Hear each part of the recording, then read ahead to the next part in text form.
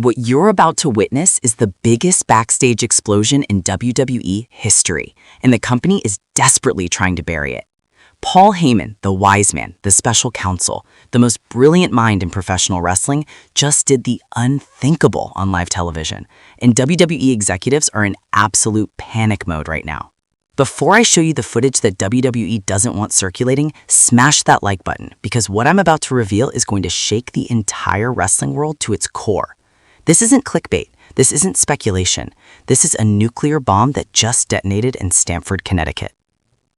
Monday Night Raw, January 6th, 2025, which should have been a routine episode turned into the most uncomfortable 15 minutes of television WWE has aired in decades. And here's what makes this absolutely insane. Paul Heyman wasn't supposed to be on the show. He wasn't on the script. He wasn't scheduled to appear, but he showed up anyway. And when Paul Heyman shows up unannounced, you know something catastrophic is about to happen. Picture this. The show is running smoothly. A mid-card segment is wrapping up and suddenly, Paul Heyman's music hits. The arena goes silent. Backstage producers are scrambling. Headsets are going crazy and Vince's inner circle is losing their minds because nobody, and I mean nobody, knew he was in the building. Heyman walks out with a microphone. No entrance, no fanfare, just pure, unfiltered intention. And the look on his face? That wasn't the Heyman smirk we're used to. That was the look of a man who had enough. But here's where it gets absolutely wild, and this is why WWE is scrambling to control the narrative right now. Heyman stood in the center of that ring, and for the first 2 minutes, dead silence. He let the tension build. He let the audience, and more importantly, the executives watching backstage, sweat. Then he began speaking, and what came out of his mouth was not PG. It was not scripted. It was the truth. For 30 years, Heyman started, I have been the architect of moments that defined this industry.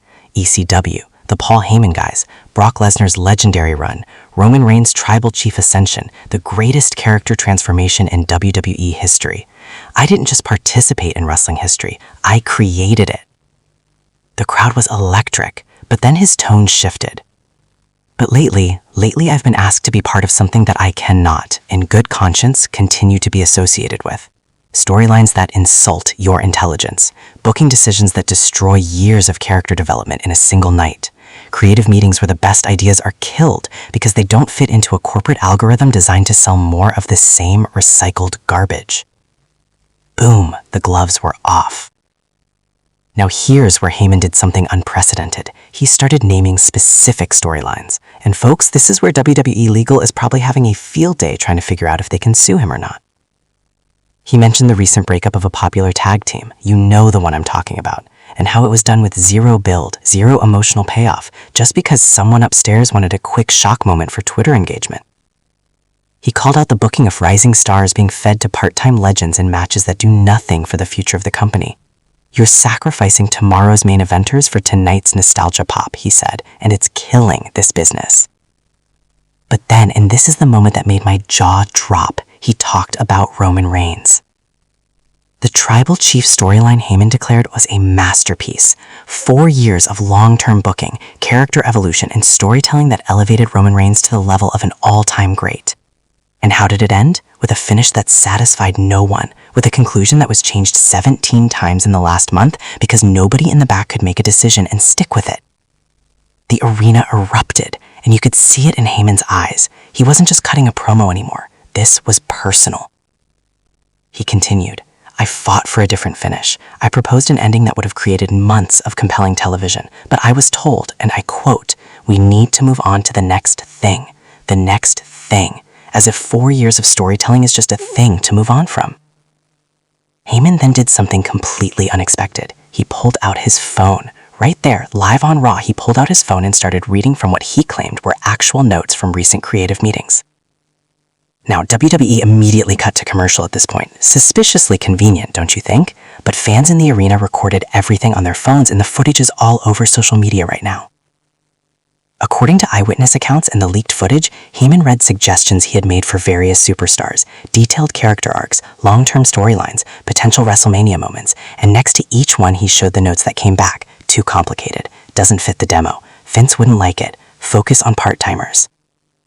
One fan tweeted that Heyman specifically mentioned pitching a year-long storyline for a current mid-card champion that would have elevated them to main event status, only to be told that mid-carders should stay mid-card unless they're Roman or Cody. Then came the moment that's going to be replayed for years.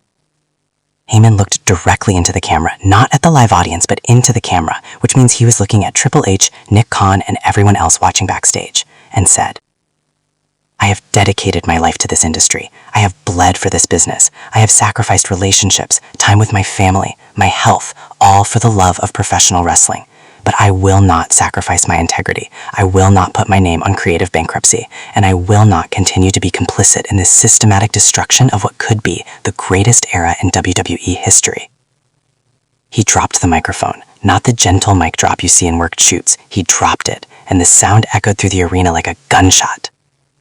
And then he walked. He walked up the ramp, past confused superstars who had come out to see what was happening, past producers trying to talk to him, and straight out of the arena. He didn't stop. He didn't look back. He just left. Now here's where the story gets even more interesting, and this is based on multiple reports from backstage sources, wrestling journalists, and people within WWE who are speaking on condition of anonymity. The moment Heyman walked out, the entire backstage area went into DEFCON 1. Emergency production meetings were called. The rest of Raw was reportedly rewritten on the fly. Segments were cut, promos were changed, and there was a very deliberate effort to not acknowledge what had just happened. But here's the problem. You can't unring that bell. Thousands of people witnessed it live. Millions are watching the clips online. The wrestling media is exploding with this story. Wade Keller reported that there were heated discussions happening between WWE executives and legal teams about whether this constituted a breach of contract. Dave Meltzer mentioned that several current WWE superstars reached out to Heyman immediately after the incident to express their support. Privately, of course, because publicly supporting him could be career suicide. But here's what makes this situation absolutely fascinating. Heyman didn't just quit because of one bad creative decision. This was the culmination of months, possibly years of frustration with the direction of WWE creative. Think about it. Paul Heyman is not some young upstart trying to make a name for himself. He's a legend. He's been in this business longer than some current superstars have been alive. He's seen every era of wrestling. He's worked with every major promotion, and he knows what works and what doesn't. For someone with his experience and his track record to publicly blast the creative process, that tells you there's something seriously wrong behind the scenes.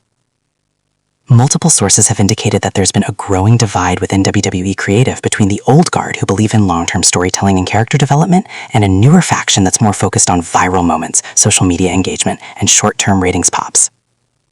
Heyman, as you might expect, is firmly in the long-term storytelling camp, and according to reports, he's been increasingly frustrated with storylines being changed at the last minute, character arcs abandoned without payoff, and decisions being made based on analytics rather than creative instinct.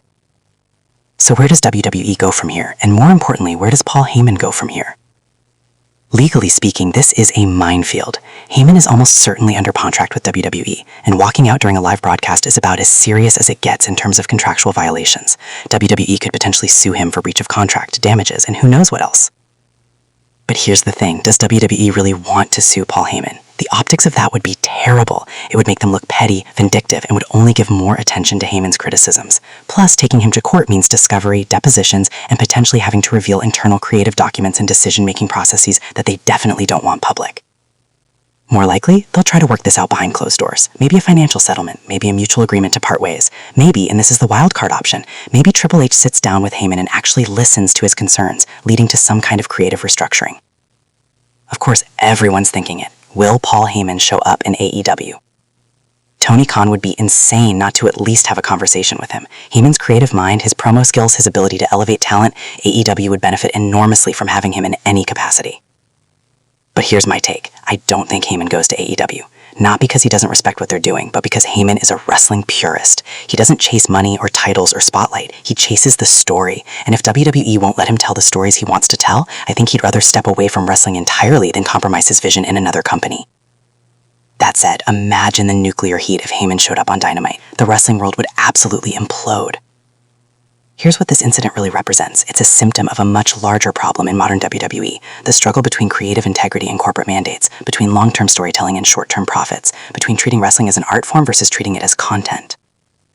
Paul Heyman represents the old way of thinking, the belief that wrestling works best when you build characters, develop storylines over time, and trust your audience to emotionally invest in what you're presenting. The current WWE system often seems to represent the opposite, the belief that attention spans are short, that you need constant moments for social media, and that analytics and metrics should drive creative decisions. Both approaches have merit, but when they clash, as they clearly did in this situation, something has to give. For us, the fans, this is a wake-up call. We've been complaining about inconsistent storytelling, dropped angles, and unsatisfying payoffs for years, and now we have confirmation from one of the most respected minds in the business that those problems exist at the highest levels of WWE creative. The question is, will WWE listen? Will they take this as an opportunity to reevaluate their creative process, or will they dismiss it as one disgruntled employee and continue business as usual? Only time will tell. Paul Heyman walking out of Raw isn't just a story about one man's frustration. It's a referendum on the current state of WWE. It's a conversation starter about what professional wrestling should be in 2025. And it's a reminder that even in the most corporate, carefully controlled wrestling promotion in the world, real passion and real frustration can break through the script. Whether you agree with how Heyman handled it or not, you can't deny this. He got our attention. He made us think. And he gave us something we haven't had in WWE in a long time. A truly unpredictable moment. And isn't that what wrestling is supposed to be about? All right, WrestleScope Nation, that's the full breakdown of the most insane moment in recent WWE history. But I want to hear from you. Do you think Paul Heyman was right to call out WWE creative like this? Or did he cross a line by airing dirty laundry on live television? Drop your thoughts in the comments below, and I'm reading every single one because this is the biggest wrestling story of the year, and I want to know where you all stand. And here's the real question. If Heyman is truly done with WWE, where do you want to see him go? AEW? Start his own promotion? Retire from wrestling entirely? Let me know in the comments. If you enjoyed this deep dive and want more wrestling content that goes beyond the surface level coverage, do me a huge favor. Smash that like button right now. It tells YouTube to share this video with more wrestling fans who need to see this story.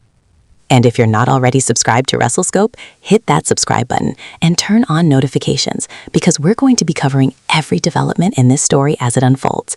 This is far from over, folks. The fallout from this is going to be massive, and you don't want to miss a single update. Share this video with your wrestling friends. Tweet it, post it in your Discord servers, send it to your group chats. This is a story that everyone in the wrestling community needs to be talking about. I'm going to be monitoring all the wrestling news sources, reaching out to contacts, and bringing you updates as soon as they break. This might be the biggest wrestling story of the entire year, and we're covering it from every angle. Until next time, this is WrestleScope, reminding you to question everything, stay passionate about this business we love, and never settle for mediocrity. Because if Paul Heyman taught us anything with